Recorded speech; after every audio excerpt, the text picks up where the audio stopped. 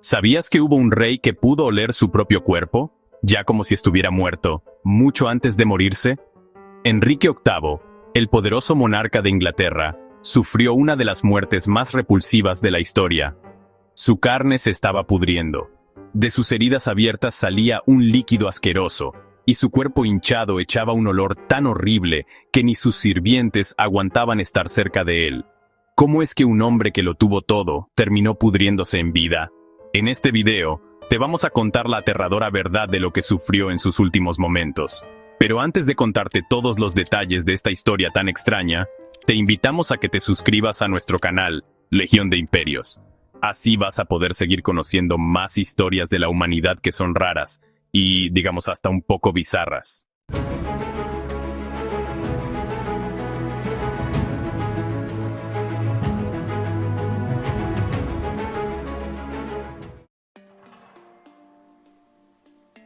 En enero de 1547, en un cuarto del rey con mucho calor y que olía muy mal, el hombre más poderoso de Inglaterra estaba en su cama, ya para morirse. Su cuerpo, que antes fue fuerte y guapo, se volvió un bulto de carne podrida e infectada. Olía tan, pero tan feo, que pocos de la corte aguantaban estar cerca de él mucho tiempo. Bichitos chiquitos ya comían de sus heridas abiertas mientras el rey todavía vivía. Este era Enrique VIII, el rey que cambió Inglaterra, rompió con la Iglesia Católica y mandó matar esposas y rivales. Murió pudriéndose en vida, imagínate, pero ¿cómo este joven príncipe, que era la esperanza de Inglaterra, se volvió un tirano que se moría así? ¿Cómo el caballero de torneos y amigo de las artes se hizo un rey tan gordo que su cuerpo hasta explotó en el cajón?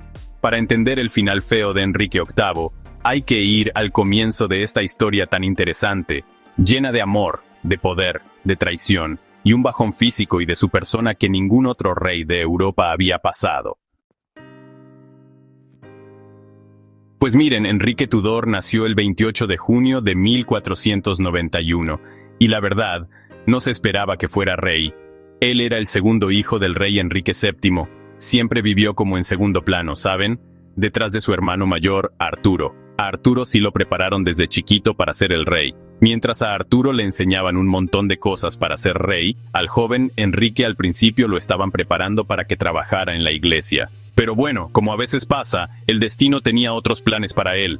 Arturo murió muy joven, en 1502, por una enfermedad medio rara, quizás la fiebre del sudor o tuberculosis. Y claro, eso lo cambió todo. Y así nomás, de repente, con solo 10 años, Enrique se convirtió en el que iba a ser el próximo rey de Inglaterra. Perder a su hermano le dolió mucho al joven príncipe. Y fíjense que toda su vida tuvo un miedo muy grande a morirse, y quería con todas sus fuerzas que su familia siguiera reinando por mucho, mucho tiempo. Y esa idea fija de querer dejar su marca y que su familia siguiera en el poder, pues influyó en todo lo que Enrique decidía, desde con quién se casaba hasta cómo se llevaba con otros reinos. Y con el tiempo, eso también hizo que su salud y su mente se fueran desgastando. Cuando por fin llegó a ser rey en 1509, con apenas 17 años, Enrique parecía salido de un cuento de caballeros de esos de antes. Era bien alto para esa época, medía casi 1,90 metros. Y claro que llamaba la atención, tenía hombros anchos, un pelo rojo muy vistoso y una forma de ser que hacía que todos se fijaran en él. Nomás entraba a un lugar. La gente importante que venía de otros países decía que era el príncipe soñado de aquellos tiempos, bueno para los deportes, muy inteligente y además muy simpático. Una persona de Venecia que lo vio hasta dijo que era el hombre más guapo que te podías encontrar. Pues miren, Enrique hablaba muy bien el latín, el francés y también el español. Y no solo eso, también componía música, escribía poemas y le encantaba la caza. Y vaya que era bueno en las justas, ya saben, esos torneos donde peleaban los caballeros. La gente de ese tiempo escribió que Enrique tenía muchísima energía, como si nunca se cansara. Imagínense, se levantaba tempranito, con el sol, solo para ir de caza. Y en las fiestas del palacio, podía pasársela bailando toda la noche. Y fíjense, con todo eso, todavía sacaba tiempo para platicar y discutir ideas con la gente más inteligente de toda Europa. Apenas se hizo rey, lo primerito que hizo fue casarse con Catalina de Aragón. Ella era la viuda de su hermano Arturo, ¿se acuerdan? Esta princesa de España era unos 5 años mayor que él. Y la verdad, parecía una buena movida para la familia Tudor. para que siguieran siendo reyes. Es que Catalina era hija de los reyes católicos de España, Fernando e Isabel, gente muy poderosa. Así que esta boda era como hacer una alianza fuerte con el país más importante de Europa en ese momento. Pero, ¿quién iba a pensar, verdad? Que esta boda sería el comienzo de un lío religioso enorme, algo que cambiaría todo. Y también el inicio de un montón de decisiones que iban a cambiar muchísimo tanto a Inglaterra como al propio Enrique. Durante los primeros años casado con Catalina, Enrique siguió siendo ese príncipe brillante y encantador que todos admiraban. La corte de Inglaterra, o sea, donde vivía el rey con su gente importante, se volvió un lugar fantástico, lleno de cultura y cosas elegantes. Y cuando tocaba pelear, él mismo iba al frente. Siendo joven, el rey guió a sus soldados en persona contra los franceses. Ahí conquistó una ciudad llamada Tournai, allá por el año 1513. Imagínense qué orgulloso se sintió. Después, en 1520, se juntó con Francisco I, el rey de Francia, en un lugar que le decían el Campo del Paño de Oro. Fue un eventazo. Enrique dejó a toda Europa impresionada con lo elegante que era y lo bueno que era para los deportes. Los dos reyes hasta compitieron en torneos de justas, esas de los caballos y las lanzas, también en luchas cuerpo a cuerpo y tirando con arco. Enrique demostró que estaba en muy buena forma, pero bueno, aunque todo esto sonaba a pura gloria y éxito, por debajo algo no andaba bien. Una sombra comenzaba a aparecer en el reinado de Enrique. Miren, después de varios años de matrimonio, el rey tenía un problema muy, pero muy serio. No llegaba el heredero varón, un hijo que pudiera ser rey después de él. Su esposa Catalina había tenido varios embarazos que no llegaron a buen término, y de los 6 hijos que llegaron a nacer, solo una niña, la princesa María, sobrevivió y creció. Y claro, para un rey que estaba tan preocupado por seguir con su familia en el poder, y que además le tenía pánico a la idea de la muerte, esto de no tener un hijo era algo que no podía aceptar. La familia Tudor, su dinastía, apenas estaba empezando, ¿saben? Su papá había sido el primero, justo después de una guerra muy fea que llamaron la Guerra de las Dos Rosas. Así que, sin un hijo varón, Enrique tenía mucho miedo de que, cuando él ya no estuviera, el país entero se volviera a pelear en otra guerra civil. Y toda esta preocupación que iba creciendo empezó a notarse en cómo actuaba. Hubo cambios pequeños, pero bien importantes en su forma de ser. La gente que venía de otros países, los embajadores, empezaron a notar que Enrique se ponía de mal humor más fácil, que guardaba rencor y que ya no confiaba tanto en la gente, ni siquiera en sus consejeros de más confianza. Cuando ya andaba por los 30 años, el rey también empezó a subir de peso, aunque, eso sí, todavía tenía mucha energía y vitalidad, y fue justo en medio de toda esta crisis por el heredero que apareció en escena Ana Bolena, una de las damas que trabajaba para la reina Catalina. A ver, la hermana de Ana, María, ya había sido, digamos, novia del rey por un tiempo, pero Ana era otra cosa. Era súper inteligente, muy atractiva y sobre todo tenía muchísima ambición. Quería llegar muy alto. Ella se había educado en las cortes de Francia, que eran muy elegantes y modernas para ese tiempo, así que cuando Ana llegó a Inglaterra, trajo con ella modas nuevas, ideas diferentes sobre la religión y una seguridad en sí misma que la hizo resaltar enseguida entre las otras damas de la corte. Tenía la piel más bien trigueña, el cabello negro y los ojos oscuros, y eso no era lo que se consideraba lo más bonito en esa época, porque en ese entonces gustaban más las mujeres rubias. Pero, ¿qué importa cómo se veía? Su personalidad era como un imán, y rapidito capturó la atención de Enrique. Y aquí viene lo interesante. A diferencia de otras mujeres a las que el rey les había echado el ojo, Ana dijo, «Nanay». Ella no quería ser simplemente otra amante del rey. No, señor. Ella quería la corona, quería ser reina, ni más ni menos.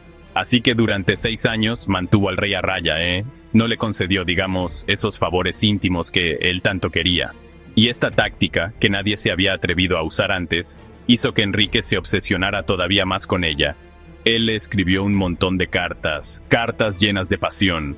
Algunas de esas cartas todavía las tenemos hoy en día, y nos dejan ver a un hombre que estaba completamente loco por ella, consumido por el deseo. En una de ellas le escribió algo como, «Si te acuerdas de la pasión que siento por ti, no puedes no darte cuenta de lo mucho que sufro todo el tiempo». En otra carta, fíjense qué curioso, la llamó mi secretaria sólida. Era un juego de palabras bastante atrevido para aquellos tiempos, así que Enrique, que ya andaba por los 40 años y estaba cada vez más desesperado, tanto por Ana como por tener ese hijo varón, tomó una decisión que nadie había visto antes en la historia de Europa. ¿Qué hizo? Pues decidió romper con la Iglesia Católica, allá en Roma, para poder anular su matrimonio con Catalina. Pero el papa de ese entonces, Clemente VII, le dijo que no. Y es que Catalina era tía de un emperador muy poderoso, Carlos V. Así que Enrique empezó a mover sus piezas. Hizo un montón de trucos legales y religiosos, y todo esto terminó con la creación de una nueva iglesia, la Iglesia de Inglaterra, o anglicana. Y aquí es donde vemos el verdadero cambio en Enrique, ¿eh? Aquel príncipe del Renacimiento, al que todos admiraban por ser tan calmado y justo, empezó a mostrarse cada vez más como un tirano, alguien que mandaba a la fuerza. En el año 1532, obligó a toda la gente de la iglesia en Inglaterra a que lo aceptaran a él, y solo a él, como el jefe máximo y protector de la iglesia en Inglaterra. Y a los que no estuvieron de acuerdo, aguas. Primero los amenazaron, luego los metieron a la cárcel y al final, a varios los ejecutaron. Fíjense, Tomás Moro, que había sido su amigo, su consejero y una persona muy importante en el gobierno, era el Lord Canciller. Se negó a decir que Enrique era el jefe de la iglesia. ¿Y qué creen que pasó? Pues pagó con su vida. Lo decapitaron en el año 1535. Pues mire, en el año 1533 por fin se separó de Catalina. Dijo que su casamiento no valía, ¿sabe? Y se casó a escondidas con Ana, que ya estaba esperando un bebé. Unos mesecitos después, a Ana Bolena la hicieron reina de Inglaterra. Fue una fiesta grandotota. Nunca se había visto algo así. Pero la gente, sabe, seguía queriendo mucho a la reina de verdad, Catalina, y a Ana, pues, la llamaban la querida del rey, o peor tantito, decían que era una mujer muy mala. Después de eso, pasó algo bien importante. Mucho dinero cambió de dueños en Inglaterra como nunca antes, y la vida de toda la gente cambió por completo. Enrique, que se puso él solito como el jefe más grande de la iglesia de Inglaterra, empezó a cerrar los monasterios.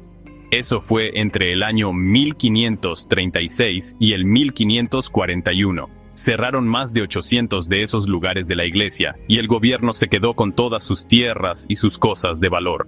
Estas tierras, que eran más o menos como un 25% de toda la tierra donde se podía sembrar en Inglaterra, se las quedó el rey.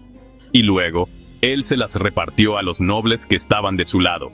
Así, esta gente nueva que tenía tierras quería seguir sin hacerle caso a la iglesia de Roma.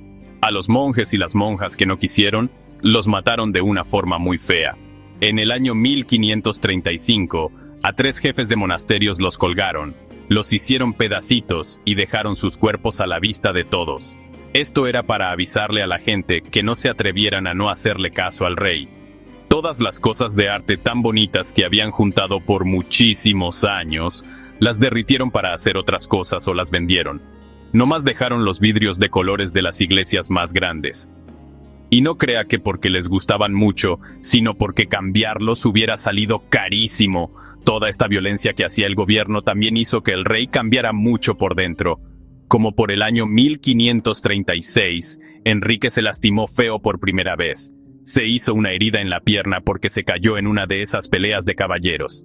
Esa herida, que al principio parecía que no era nada, nunca se le curó bien del todo. Se le hizo una llaga muy molesta que lo tuvo sufriendo por el resto de su vida. Y esto tuvo mucho que ver en cómo cambió su cuerpo y también su manera de ser y de pensar. Mientras todo esto pasaba, el casamiento con Ana Bolena, que según esto iba a arreglarle todos los problemas al rey, nomás le trajo más dificultades. Ana tuvo una niña, que después fue la reina Isabel I, pero, igualito que Catalina, no pudo tener el hijo varón que el rey tanto quería. Después de que perdió 3 bebés, y como al rey ya no le caía bien Ana, porque era muy mandona, pues ya se sabía lo que le iba a pasar a ella. En el año 1536, apenas 3 añitos después de que la hicieron reina, acusaron a Ana de haber andado con muchos hombres.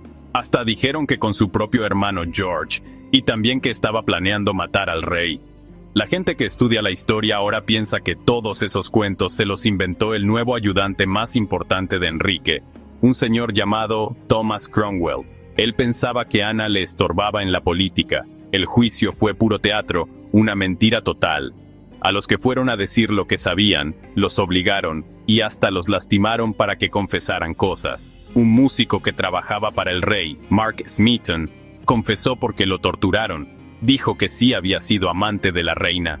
Y lo mismo les pasó a otros 4 hombres. Al final, a todos ellos los mataron. Lo que hizo Enrique en este tiempo nos enseña bien clarito cómo se fue dañando su forma de ser. El mismo hombre que esperó con paciencia por 6 años para tener a Ana en sus brazos, después, sin pensarlo 2 veces, ordenó que la ejecutaran. Y peor tantito, mientras Ana esperaba su destino en la Torre de Londres, Enrique ya andaba de fiesta con su nueva pareja, Jane Seymour. Ella era una dama de compañía muy tranquila y obediente, o sea, todo lo contrario a Ana. El 19 de mayo de 1536, a Ana Bolena la decapitaron en la Torre de Londres. Lo hizo un verdugo que contrataron especialmente de Francia, famoso por ser muy bueno con la espada, para asegurarse de que muriera rapidito y sin mucho dolor. Sus últimas palabras nos enseñan la entereza que tuvo hasta el final. No vengo a acusar, sino a morir. Enrique ni siquiera se molestó en darle un ataúd apropiado para su cuerpo, que lo metieron en una simple caja de flechas y lo enterraron rapidito en la capilla de la torre. A los pocos días de la ejecución de Ana, Enrique ya se andaba casando con Jane Seymour. Esto de casarse tan seguido dejó con la boca abierta a toda la gente importante de Europa, pero al rey como que no le importaba lo que pensaran fuera de su país. Para Enrique, lo más importante en ese tiempo era por fin lograr tener el hijo varón que tanto quería, y fue en esa época de su vida que su cuerpo se empezó a venir abajo bien rápido. Ese hombre que una vez fue el modelo de lo guapo que podía ser un hombre, ya ni se reconocía. Su peso subió un montón, y los escritos de ese tiempo cuentan que para cuando tenía 45 años pesaba más de 140 kilogramos. La llaga que tenía en la pierna siempre estaba echando pus, y olía tan pero tan feo que el olor llegaba hasta otros cuartos. Para tapar ese mal olor, en sus habitaciones siempre estaban quemando incienso y hierbas olorosas, y a sus sirvientes les tenían prohibido decir cualquier cosa sobre el olor, o si no, era pena de muerte. Con todo y estos achaques, Enrique tuvo un momento de verdadera felicidad cuando en octubre de 1537, Jane Seymour tuvo un hijo sanito, el que luego fue Eduardo VI. Por fin, el rey ya tenía a su hijo hombre, el heredero. Pero la alegría le duró poquito. 12 días después de tener al bebé, Jane se murió de una fiebre que le dio después del parto. Enrique quedó hecho pedazos, de veras. Y parece que Jane fue la única de todas sus esposas a la que quiso de verdad por mucho tiempo. Mandó que la enterraran con todos los honores, como a una reina, y muchos años después decidió que a él lo enterraran junto a ella. Miren, eso de que el cuerpo de Enrique se fuera desgastando tanto está muy conectado con sus obsesiones. Y para entenderlo bien, hay que revisar cómo fue el asunto de sus 6 matrimonios. Cuando Jane murió, el rey no se casó por 2 años. Durante ese tiempo, su mero ayudante, Thomas Cromwell, le andaba buscando esposas para hacer acuerdos con otros lugares. Y en ese tiempo, la herida que tenía en la pierna se le puso mucho más fea, causándole unos dolores tan horribles que seguido no podía moverse por días. La medicina de aquellos tiempos no sabía bien cómo curar lo que él tenía. Y sus médicos, por miedo a no estar de acuerdo con él y terminar muertos, le daban tratamientos que no ayudaban nada y que seguido hasta le hacían mal. Le ponían en las heridas unas pastas que olían horrible, le sacaban sangre cada tanto, y le decían que comiera cosas sin sentido que solo hacían que se sintiera peor en general. Hay historiadores que también son médicos y que estudian cosas de antes, y ellos piensan que Enrique quizás tenía diabetes del tipo 2, gota, y otra cosa que se llama síndrome metabólico. Y todo esto se le empeoró por comer un montón de comida muy grasosa y por no poder moverse mucho por culpa de su pierna. En 1540, Cromwell le consiguió una 4ª esposa al rey. Se llamaba Ana de Cleves y era una princesa de un pequeño reino alemán que era protestante. Enrique aceptó casarse después de ver un retrato que le hicieron a ella, donde se veía muy guapa, pintado por Hans Holbein. Pero cuando por fin conoció a Ana de verdad, se espantó de cómo era, porque pensó que no se parecía nadita a la pintura. Le dijo yegua flamenca, y hasta la comparó con una mula, diciendo que la mula era mejor.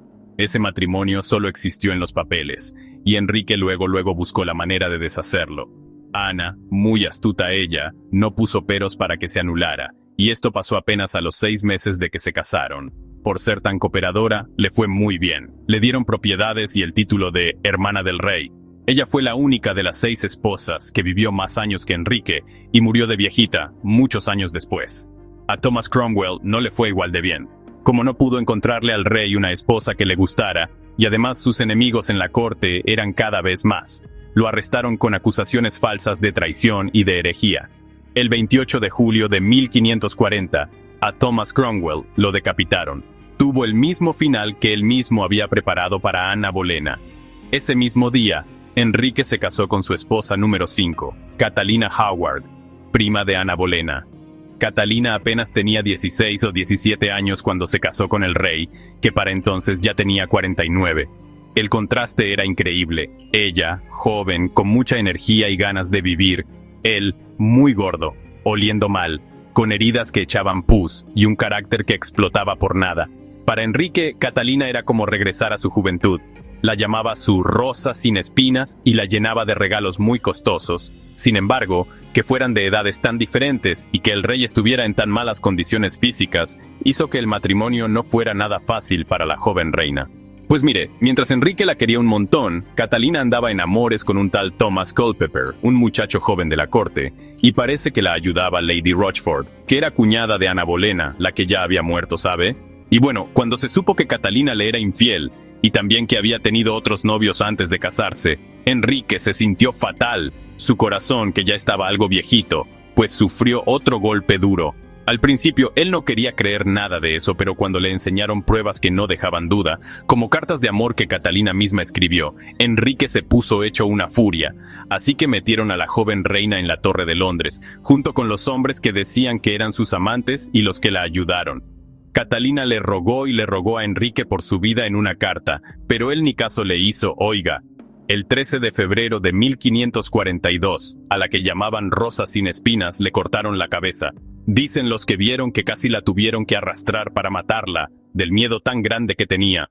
Fíjese que la noche antes, estuvo ensayando cómo poner la cabeza en el bloque ese donde se la iban a cortar, para no moverse feo al final. A Thomas Culpeper y a los otros que decían que eran sus amantes, los ahorcaron, los castraron y los hicieron pedazos. Así castigaban a los traidores en ese tiempo. Después de que mataron a esta gente, Enrique se puso muy triste, muy deprimido, y su salud empezó a empeorar todavía más rápido. En los dibujos de esos años, se ve un hombre que ni parece el mismo joven fuerte que era antes. Su cara, que era bonita y de facciones finas, se le puso hinchada y roja. Se puso tan gordo, pero tan gordo, que necesitaba sillas y camas más fuertes de lo normal. Cuentan papeles de ese tiempo que se necesitaban 4 hombres para moverlo de un cuarto a otro, y con una máquina especial. Como siempre le dolía algo, su genio se puso peor. La gente de la corte decía que se enojaba muchísimo por cualquier cosita. Un embajador escribió que era más peligroso toparse con este rey que con un tigre con hambre. A los sirvientes les daban de latigazos si la comida no estaba a la temperatura correcta. Imagínese, a un payaso de la corte casi lo matan por un chiste sobre cómo olía el rey. Aunque se notaba que no estaba bien de la cabeza, Enrique se casó por sexta y última vez en 1543. Se casó con Catalina Parr, una viuda de 31 años, que era conocida por ser lista y muy religiosa. Parece que se casó más porque necesitaba una enfermera y alguien que lo acompañara, que por amor o por política. Catalina se encargó de juntar otra vez a la familia real, que estaba toda dividida, y se hizo madrastra de los 3 hijos de Enrique, María, Isabel y Eduardo. En los últimos años de los 1540, la condición de Enrique se puso horrible, de verdad. La llaga que tenía en la pierna se hizo una herida abierta tan grande que se le veía el hueso de la espinilla. Vinieron doctores de otros países a verlo y se quedaron espantados, pero no se animaban a decirles a los doctores ingleses que sus tratamientos no servían para nada. Uno de esos doctores escribió en su diario que al rey lo estaban envenenando poquito a poco sus propios médicos, por los tratamientos que le daban y que no le hacían bien. Para aguantar el dolor que no se le quitaba, Enrique tomaba más y más vino fuerte y le daban opio.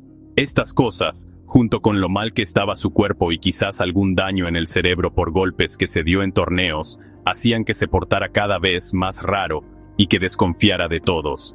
Siguió comiendo muchísimo hasta el final. Los papeles de la cocina del rey dicen que todos los días comía varios platos de carne, pájaros enteros, pasteles muy preparados y un montón de vino y cerveza. Una comida normal para el rey podía tener cisne asado, pavo real, venado, jabalí y muchísimos otros platillos. Hasta en sus últimos meses, cuando casi no se podía mover, Enrique comía por lo menos 5.000 calorías al día. En 1546, ya todos se daban cuenta de que el final estaba cerca, menos quizás el mismo rey. Se le había podrido la pierna con gangrena y el olor a podrido era tan fuerte que casi nadie podía estar en su cuarto. En los ratitos que estaba bien, entre el dolor y las medicinas, Enrique trabajaba en su testamento. Estaba arreglando quién iba a ser rey después y cómo iba a ser el gobierno cuando su hijo Eduardo, que apenas tenía 9 años, fuera niño. La gente de la corte, viendo que el rey ya se iba a morir, empezaron a hacer grupos y a pelearse para tener poder sobre el príncipe chiquito. Salieron 2 grupos grandes, uno de los Seymour, la familia de la reina Jane, que ya había muerto, y otro de los Howard, la familia de Catalina Howard. Enrique, aunque estaba muy débil, todavía se daba cuenta de estos pleitos por el poder, y en un último arranque de crueldad y desconfianza, mandó matar a Henry Howard, el conde de Surrey, porque dizque quería ser rey. El papá de Surrey, el duque de Norfolk, se salvó de que lo mataran nomás porque Enrique se murió un día antes de cuando lo iban a ejecutar a él. Los últimos días del rey fueron un sufrimiento que ni se puede contar. No podía dormir por el dolor, y Enrique pasaba las noches gritando. A veces veía cosas y llamaba a gente que ya se había muerto hacía mucho. El olor de su carne podrida era tan feo que solo los sirvientes que más lo querían y su esposa Catalina se animaban a acercarse. Hasta los doctores se mantenían lejos. Lo revisaban rapidito y se salían para poder respirar aire limpio. El 27 de enero de 1547, Enrique se dio cuenta de que ya se iba a morir y pidió ver al arzobispo Cranmer. Para cuando llegó el arzobispo, el rey ya estaba muy débil para poder hablar. Pero cuando le preguntaron si quería morir creyendo en Cristo, le apretó la mano a Cranmer. Esa fue la última vez que se comunicó. Se murió poquito después, a los 55 años. Había sido rey por 37 años y 7 meses. Pero mire, la muerte no acabó con las cosas feas de su cuerpo. Como era costumbre, prepararon el cuerpo de Enrique para los funerales importantes del estado. Este trabajo, que era muy básico en ese tiempo, era sacarle los órganos de adentro y rellenar el cuerpo con hierbas, especias y cosas para que no se echara a perder. Pero como el rey estaba tan gordo y su cuerpo ya estaba muy descompuesto, pues no lo pudieron preparar bien. El cajón de plomo donde estaban los restos del rey lo pusieron en la capilla de San Jorge en Windsor, esperando el funeral. Y en la noche, el gas que se juntó adentro del cuerpo hizo que el cajón explotara, y se salieron líquidos del cuerpo. ¡Qué cosa! En la mañana encontraron perros lamiendo esos líquidos que se habían tirado en el piso de la capilla, un final bien feo y que dice mucho de un hombre que vivió con muchos excesos y mucha crueldad. El funeral fue el 16 de febrero, con toda la fiesta y ceremonia que Enrique había querido. Al final, enterraron su cuerpo junto al de Jane Seymour en la capilla de San Jorge en Windsor, y ahí sigue hasta ahora. Lo que dejó Enrique es bien complicado, ¿sabe? El príncipe joven que había prometido tiempos muy buenos para Inglaterra se convirtió en un rey malo y desconfiado. Sus últimos años fueron de pura sospecha, violencia y sufrimiento. La Inglaterra que dejó era muy diferente. Ya no estaba con Roma, tenía una nueva religión del gobierno, gente rica nueva con tierras de las iglesias y un rey con un poder que nunca antes se había visto. Y qué chistoso, ¿no? Con todo lo que se preocupó por tener un hijo hombre que fuera rey, lo más importante que dejó vino de sus hijas. Eduardo VI, el hijo que tanto quería, solo fue rey por 6 años. Murió de tuberculosis cuando tenía 15 años. Después de un tiempo cortito y con mucha sangre bajo María I, la hija de Catalina de Aragón, que trató con todas sus fuerzas de volver a la religión católica, fue Isabel I, la hija de Ana Bolena, la que llevó a Inglaterra a sus mejores tiempos. Isabel, la hija de la bruja a la que Enrique le cortó la cabeza, fue reina por 45 años. Le ganó a la Armada Española, hizo de Inglaterra un país poderoso en el mar, y vio cómo crecía la cultura, con gente como Shakespeare y el mejor tiempo del teatro inglés. Lo más raro de todo es que lo más importante que dejó Enrique vino justo de la mujer que él había mandado matar y que trató de borrar de la historia. La vida y la muerte de Enrique nos recuerdan de una forma fea cómo tener todo el poder puede dañar no solo el alma, sino también el cuerpo. El príncipe joven que todos admiraban se volvió un rey malo al que todos le tenían miedo, y su cuerpo, que antes todos envidiaban, se convirtió en el espejo de su alma podrida. Su tiempo como rey nos enseña cómo las decisiones que se toman por cosas personales, como un divorcio, casarse otra vez o una pelea por religión, pueden cambiar la historia de países enteros. Casi 500 años después de que se murió, Enrique sigue interesando mucho a los que estudian historia y a toda la gente. Sus 6 esposas, los cambios que hizo en la religión, cómo pasó de ser un príncipe bueno a un monstruo malo, todo eso parece una historia de esas de Shakespeare, de cómo alguien sube y luego cae. Pero quizás lo que más nos deja pensando de su historia es que nos recuerda que ni los más poderosos se salvan de pagar por las cosas malas que hacen. El rey, que se estaba pudriendo vivo, es una prueba de que el cuerpo es débil, hasta para los que se creen que están por encima de las leyes de la gente.